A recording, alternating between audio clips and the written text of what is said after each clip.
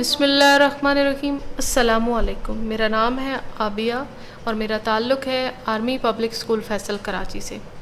پیارے بچوں، میں آپ سب کو ایپسکس آن لائن سپورٹ پروگرام میں خوش آمدید کہتی ہوں اور امید کرتی ہوں کہ آپ سب خیر و عافیت سے ہوں گے۔ سطح ہے اول تا سوم اور میں جماعت سوم کی اردو کی معلمہ ہوں۔ بچوں، آج جس درسی کتاب کے بارے میں ہم پڑھنے جا رہے ہیں وہ اردو کی درسی کتاب سبق نمبر 3 رفاعی ادارے کی ہم پڑھائی وضاحت کریں گے۔ صفحات ہیں ہمارے پاس 44 تا 46۔ ذرائع ہیں کمپیوٹر، موبائل، لیپ ٹاپ۔ تو بچوں، سب سے پہلے ہم سبق کا تعارف جانیں گے۔ بے لوث اور کسی لالچ کے بغیر دوسروں کے کام آنے والے ادارے دکھی لوگوں کی خدمت کرتے ہیں اور لوگوں کی مدد کرنے کے بہت سے طریقے ہیں۔ امداد باہمی کے ذریعے بہت سے مشکل کام آسانی سے کر سکتے ہیں۔ خدمت خلق کے لیے دوسروں کو بھی رفاعی کام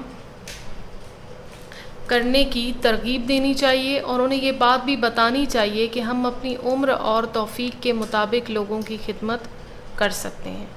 اب ہم بڑھتے ہیں سبق کے تدریسی مقاصد کی طرف۔ تو بچوں،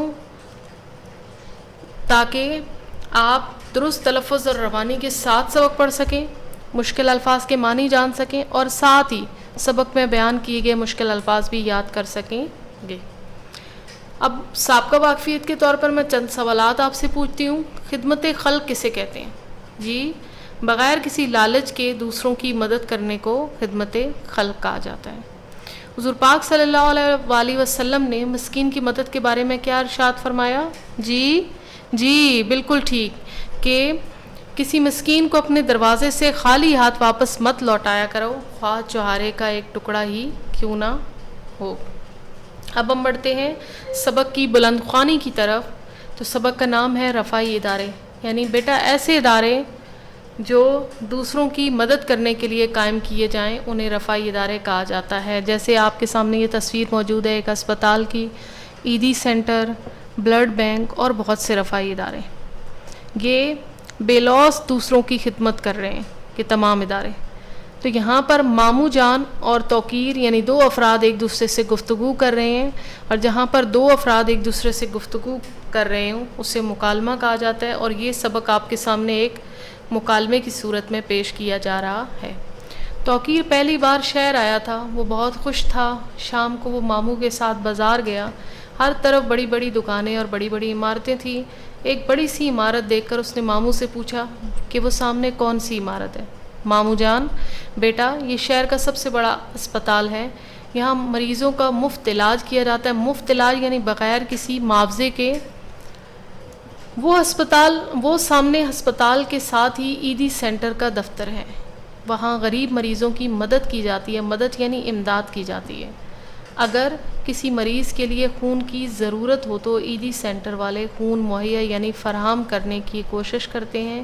کوشش کا مطلب ہوتا ہے بیٹا جد و جہد۔ یہ بیماروں کو لے جانے والی گاڑی بھی فراہم کرتے ہیں۔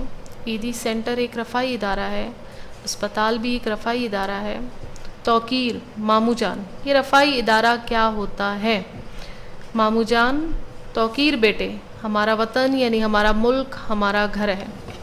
جس طرح گھر میں ضرورت کی سب چیزوں کا ہونا بہت ضروری ہوتا ہے، اسی طرح وطن میں بھی ضرورت پوری کرنے کا انتظام یعنی بندوبست ضروری ہے۔ حکومت نے ہماری تمام ضرورتوں کو پورا کرنے کا انتظام یعنی بندوبست کر رکھا ہے۔ بہت سے ایسے ادارے کھول رکھے ہیں جو لوگوں کی مفت خدمت کرتے ہیں۔ یہ ادارے لوگوں کی ہر ممکن مدد کرتے ہیں۔ ایسے اداروں کو رفاعی ادارے کہتے ہیں۔ بعض نیک لوگوں نے بھی بیمار، مجبور یعنی بے کس اور ضرورت مند لوگوں کی خدمت اور مدد کے لیے رفاعی ادارے قائم کیے ہوئے ہیں، جیسے عیدی سینٹر۔ توقیر ایک اور عمارت دیکھتے ہوئے، ماموں جان وہ کون سی عمارت ہے؟ ماموں جان، وہ امداد باہمی کا بینک ہے۔ توقیر یعنی ایک ایسا بینک جو مشترکہ امداد سے چلتا ہے، اس سے امداد باہمی کا بینک کہا جاتا ہے۔ یہ امداد باہمی کا بینک کیا ہوتا ہے؟ ماموں جان بیٹا، یہ ایسے بینک ہوتے ہیں جنہیں لوگ مل کر چلاتے ہیں۔ یہ بینک ضرورت مند لوگوں کو رقم قرض دیتے ہیں یعنی ادھار دیتے ہیں، یعنی بیٹا جب آپ کو ضرورت پڑے تو آپ کسی سے لے لیں، اور پھر جب آپ کے پاس اتنے پیسے ہوں کہ آپ دوسروں کو لوٹا سکیں تو اسے ادھار کہا جاتا ہے۔ اس رقم سے لوگ اپنا کاروبار چلاتے ہیں۔ زرعی ترقیاتی بینک بھی کسانوں کو رقم قرض دیتے ہیں۔ توقیر ماموں جان، کیا اور بھی ایسے ادارے ہیں جنہیں رفاہی ادارے کہا جاتا ہے؟ ماموں جان ہاں، کیوں نہیں، ہمارے وطن میں بہت سے رفاہی ادارے ہیں۔ شہروں میں نوجوانوں نے انجمنیں بنا رکھی ہیں۔ یہ انجمنیں ضرورت کے وقت بیماروں کو دوائیں اور خون مفت مہیا یعنی بغیر کسی معاوضے کے فراہم کرتی ہیں۔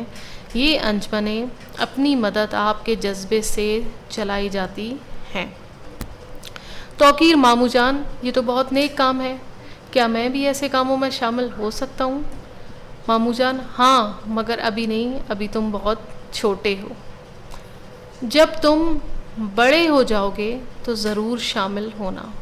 ہاں، تو میں بتا رہا تھا کہ حکومتی اسکول یعنی جو حکومت کی طرف سے بنائے گئے اسکول ہوتے ہیں، جیسے گورنمنٹ کے اسکول، کالج اور دوسرے تعلیمی ادارے بھی رفاہی ادارے ہیں۔ قومی بچت کے مراکز اور ڈاکخانے بھی بہت سی بچت کی اسکیمیں چلا رہے ہیں۔ توقیر ماموں جان، میں اپنے جیب خرچ سے کچھ نہ کچھ بچاتا رہتا ہوں، اس طرح میرے پاس کچھ روپے جمع ہو گئے ہیں، کیا میں بھی انہیں ڈاکخانے کی بچت اسکیم میں جمع کرا سکتا ہوں؟ ماموں جان ہاں، کیوں نہیں، بچت کرنا اچھی بات ہے۔ توقیر ماموں جان، آج آپ نے بہت سی اچھی باتیں بتائی ہیں اور اچھی اچھی عمارتیں دکھائی ہیں، مجھے ان کا پہلے کوئی علم نہ تھا، آپ کا بہت شکریہ۔ اسی طرح باتیں کرتے کرتے وہ گھر پہنچ گئے۔ توقیر اپنے ابو کو اپنی سیر کا حال سنانے لگا۔ تو بچوں، امید ہے آپ کو سبق اچھی طرح سمجھ آئے گا۔ اب میں گھر کے کام کے طور پر آپ کو چند الفاظ دے رہی ہوں، ان الفاظ کو آپ نے جملوں میں استعمال کرنا ہے۔ اسپتال، وطن، اسکول، گھر، شکریہ۔ اسی کے ساتھ میں آپ سے اجازت چاہوں گی۔ شکریہ، اللہ حافظ۔